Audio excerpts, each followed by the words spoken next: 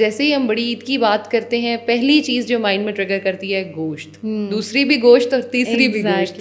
تو کیسے پریونٹ کیا جائے آئی بی ایس کو اور بڑی عید پہ گوشت کھایا بھی جائے, آئی بی ایس بھی ٹریگر نہ ہو. اور ہم دیکھتے ہیں کہ بہت زیادہ لوگ اینڈ اپ کرتے ہیں ہاسپٹلز میں. ایسا کیوں ہوتا ہے اور ہم اس سے کیسے پریونٹ کر سکتے ہیں؟ اچھا, آئی بی ایس ویسے ٹریٹیبل نہیں ہے, اٹس جسٹ کہ آپ اس کو سمٹم مینیج کر سکتے ہیں, اپنے سمٹمس کو امپروو کر سکتے ہیں, کوالٹی آف لائف بیٹر کر سکتے ہیں ود یور چوائسیز. اور بڑی عید کی اگر ہم بات کریں for those who have I B S and جن کا ٹریگر ہو جاتا ہے بہت ایزیلی, ان کو میں کہوں گی go for lean meats especially, کیونکہ ہم بڑی عید میں یہ نہیں دیکھتے کہ بھائی ہم فیٹس میں پکائیں, کیونکہ یوزولی فار ٹیسٹ ہم اس میں جو ہے نا فیٹس ملا رہے ہوتے ہیں. اسی اگر دمبا ہے تو دمبے کا فیٹ ڈال رہے ہیں, اگر بکرا ہے تو اس میں تو. اور especially for I B S patients میں کہتی ہوں کہ آپ نا بڑے گوشت سے تھوڑا پرہیز کیا کریں, بیکاز جو بڑا گوشت ہے آپ کا اس میں سیچوریٹڈ فیٹس ہیں آپ کے, ٹھیک ہے. اور بڑا گوشت جو ہے ویسے بھی یہ جو آئی بی ایس ہوتے ہیں ان کو الرجیز بھی ہو جاتی ہیں بڑے گوشت سے. سو اف یو ایٹ بڑا گوشت ٹریگر بھی کر دیتا ہے. اینڈ ایون بڑے گوشت کھانے سے آپ کو سویلنگ, آپ کو ریشز, آپ کو یہ چیزیں بھی اسٹارٹ ہو جاتی ہیں اگر آپ زیادہ اس میں کھائیں اماؤنٹ میں.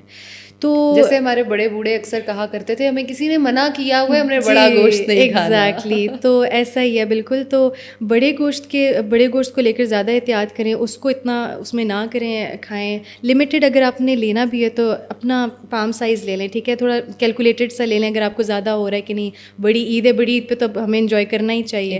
تو اور لیکن if you go for lean meats تو اوبیسلی بڑی عید پہ تو چکن تو کوئی کھائے گا نہیں سارے, یا بکرا یا اس طرح کچھ ایکسائٹیڈ ہوتے ہیں. کوئی 10 دن پہلے سے لوگوں کو میں نے دیکھا ہے ڈائٹنگ کرنا شروع کر دیتے ہیں کہ ہم نے عید پہ گوشت زیادہ کھانا ہے. تو بس کوشش کریں کہ آپ اگر روٹی بھی لے رہے ہیں نا تو روٹی ایسے لیں کہ جو آپ کی خمیری ہو, ٹھیک ہے. اگر آپ خمیری روٹی کے ساتھ بھی اگر آپ اپنا سالن مکس کر کے کھا رہے ہیں تو تھوڑا سا بالکل آپ کو شاید فائدہ پہنچ جائے, کیونکہ خمیری ایسی ہے جو آپ کے تھوڑا سا جو ہے نا کنٹرول کرتے ہیں, آپ کے گٹ کے لیے بہت زیادہ اچھی ہے. تو if you combine it with خمیری it's going to give you some benefit. اگر ہم خمیری کی یہاں بات کر رہے ہیں تو لوگ کہیں گے پھر تو ہم ڈیلی بیسس پہ پیزاز کھانا شروع کر دیتے ہیں. تو پیزاز ویسے میں نے اپنے پچھلے شو میں بولا تھا کہ پیزاز ایکچولی ہیلدی, اگر ہم اس کو دیکھیں.